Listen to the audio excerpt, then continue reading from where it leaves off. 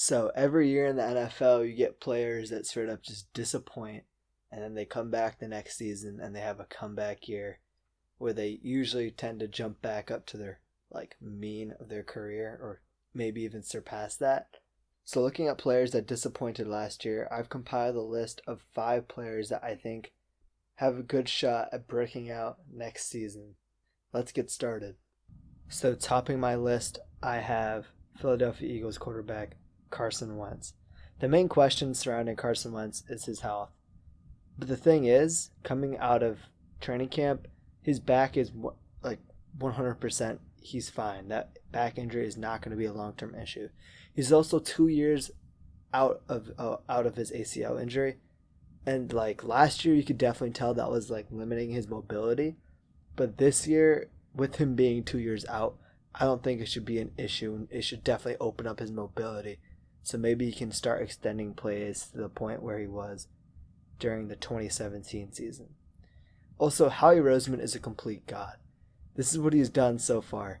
He's replaced Mike Wallace with Deshaun Jackson, who's still one of the best deep threats. Wentz has lacked a deep threat his entire career so far, so D-Jax would really help open up the field for him. He traded for Jordan Howard, who is pretty much just a better running back than anyone we had on the roster on that point. He's pretty much just a better LeGarrette Blount. We re-signed Jason Peters, who, granted, he's been injured a ton, but still, when he's playing, he's a solid tackle. We re-signed Jason Kelce, who's the best center in football. We re-signed a lesser-known player in Stefan Wisniewski. He's more of a depth signing, but still he's a solid player if our line gets injured. We drafted Miles Sanders, who can actually catch the ball coming out of the backfield, because we probably won't re-sign Darren Sproles. We drafted Andre Dillard, the best pass blocker in the draft, because health is obviously an issue, so you got to protect your quarterback. Then we drafted J.J. Arcega-Whiteside, who's a huge red zone threat. We have Dallas Goedert, who's a huge red zone threat. We have Zach Ertz, who's a huge red zone threat. We have Alshon Jeffrey, who's a huge red zone threat. I think Carson Wentz's TD numbers are bound to jump a ton based on this. Pretty much every position on the offense has been upgraded for him. So I just think the thing that he was lacking a lot last year was A, his mobility, and B, we didn't have a running game. So with that running game, I think it should open up the entire offense for him, and he will for sure have a comeback season. Hopefully shut up all the Carson Wentz haters in the league. Next up, I have Arizona Cardinals running back David Johnson. I think he's going to have a comeback season for a few reasons. A, they actually got a head coach who can call plays in Cliff Kingsbury. Mike McCoy was their offense coordinator for the first half of the year last year. You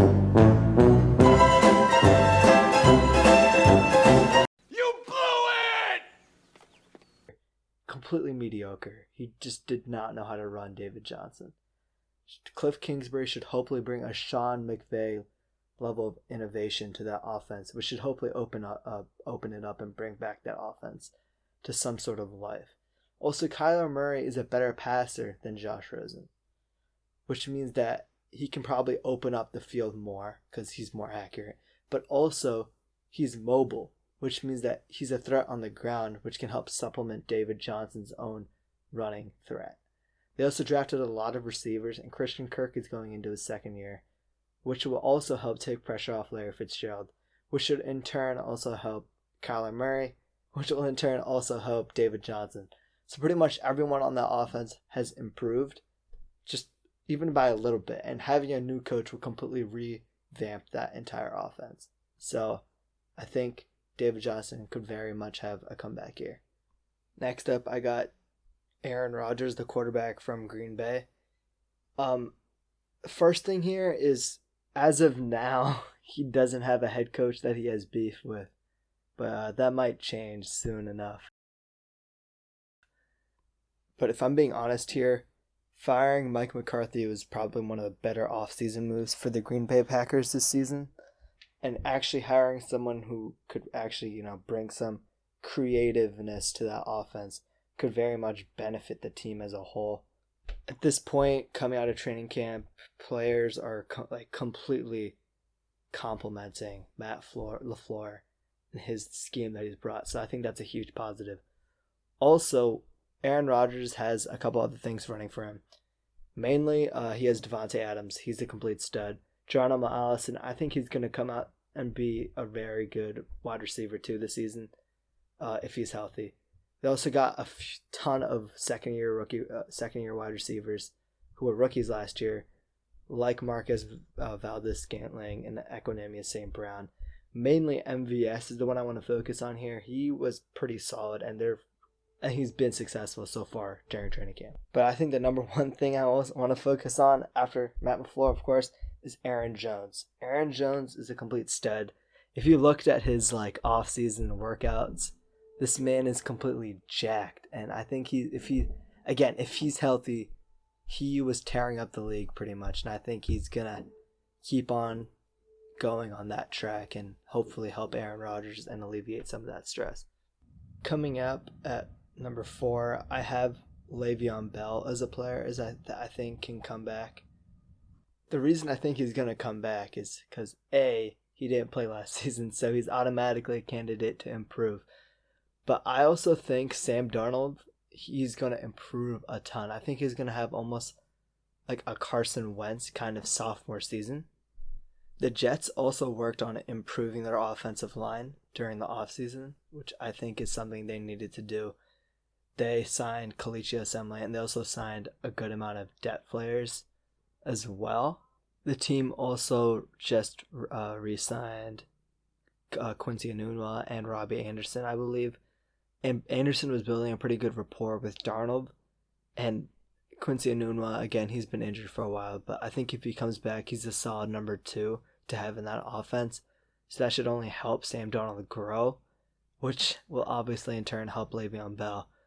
Also, Le'Veon Bell is a receiving back, so that helps his performance a ton because he can just catch a few dump offs every game, and that could very much heighten and increase his production over the season. Last up, I have Jimmy Garoppolo as my 5th comeback player this season. Similar to Carson Wentz, and you can make an argument similar to Deshaun Watson. He tore his ACL, but the thing is, similar to Deshaun Watson, like I said, his injury was so early in the season that if you compare it to Carson Wentz, he came back after 9 months. He's going to come back nearly 12 months afterwards.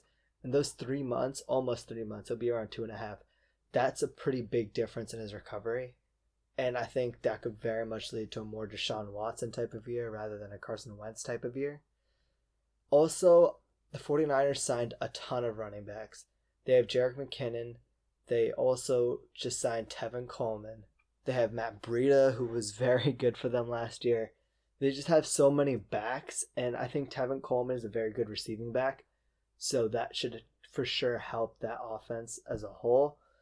They also solidified their offensive line. Mike McGlinchey, the former first-round pick from last year, he's going into his second year. He had a solid year, and I think he's looking to improve on that year. They signed Mike Pearson. He's a solid signing to solidify that unit. And also, they have a lot of young wide receiver talent. Dante Pettis is apparently turning heads right now. Marquise Goodwin, if he's actually healthy, he's a very good deep threat to have on your team. Deebo Samuel, he's intriguing, but again, similar to a lot of rookie players, it's just hard to succeed as a rookie wide receiver just because you have to learn everything. I think Dante Pettis said it pretty well.